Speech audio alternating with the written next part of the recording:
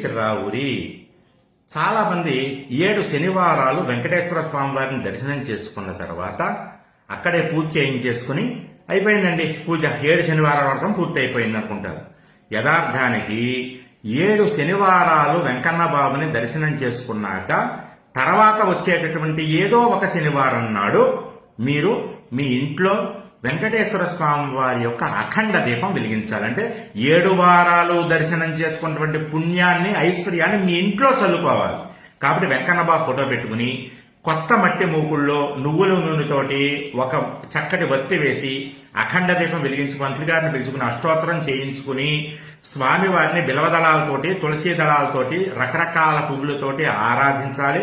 పానకం, వడపప్పు నైవేద్యం పెట్టాలి, చలివిడిను. తర్వాత కనీసం 3 ముత్తైదువులకి భోజనం పెట్టుకోవాలి. వాళ్ళకి బట్టలు పెట్టాలి. బట్టలు అంటే కనీసం రవికిల బట్టలన్నా పెట్టాలి. జయ